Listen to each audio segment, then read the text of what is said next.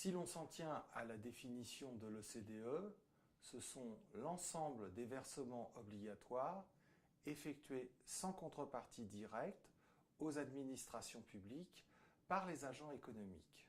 Ce sont donc aussi bien les impôts, les taxes et les cotisations sociales. Ils sont versés par les ménages, par les entreprises, mais aussi par les administrations publiques elles-mêmes. Ils sont perçus par l'État et les administrations centrales, par les administrations publiques locales, par les administrations de sécurité sociale. Une petite partie des prélèvements obligatoires est aussi destinée aux administrations européennes. Dans une formulation plus économique, les prélèvements obligatoires sont une fraction du pouvoir d'achat des agents économiques privés que captent les administrations publiques en usant de leur pouvoir de contrainte légitime. En d'autres termes, les prélèvements obligatoires permettent de collecter une masse importante de pouvoir d'achat et de les réaffecter à des emplois publics. Les économistes disent alors que les prélèvements obligatoires permettent de substituer les préférences des administrations publiques aux préférences privées des agents économiques. Puisque les prélèvements obligatoires ne sont rien d'autre qu'une ponction sur le pouvoir d'achat privé, ils modifient la répartition des revenus et des richesses. Cela signifie qu'ils ont un impact sur l'épargne, sur l'investissement, sur les décisions de consommation, et au total, ils affectent la demande globale, ce qui retentit sur l'activité économique. Mais les prélèvements obligatoires modifient aussi les comportements des agents économiques de 4 manières générales. D'une part, l'incidence des prélèvements sur le comportement des agents économiques est liée à la modification du prix des biens et des services marchands qu'ils engendrent. Plus exactement, les prélèvements obligatoires introduisent une rupture entre le prix qui est payé par les acheteurs et le prix qui est encaissé effectivement par les vendeurs. Les acheteurs étant les clients, voire des entreprises, quand il s'agit de services du travail, par exemple.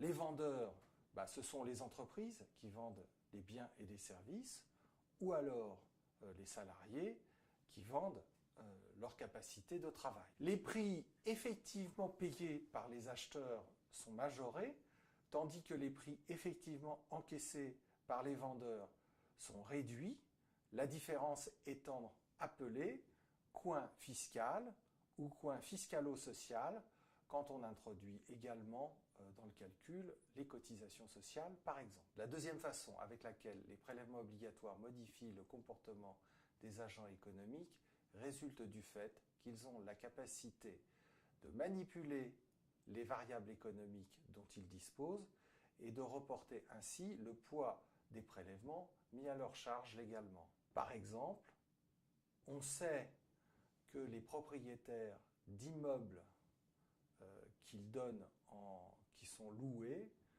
peuvent reporter les taxes foncières légalement mises à leur charge en majorant les loyers de ces immeubles. La troisième façon de modifier les comportements des agents économiques résulte de l'intervention du droit fiscal et du droit social qui structure l'ensemble du système de prélèvement et le rend cohérent.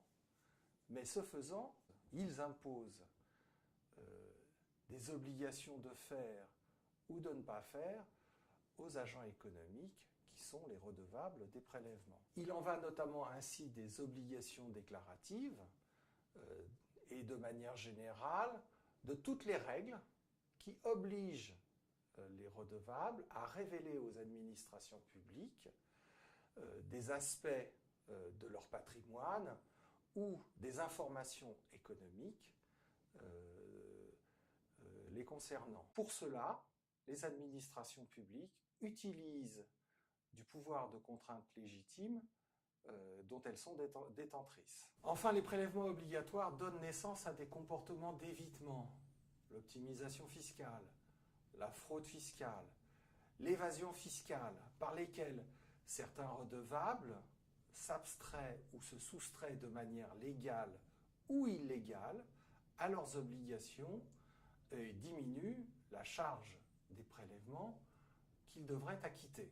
En réponse à ces comportements et pour préserver leur capacité à répondre aux demandes de dépenses publiques ou aux besoins des agents économiques, les pouvoirs publics renforcent l'efficacité des procédures déclaratives, des procédures de contrôle et de recouvrement.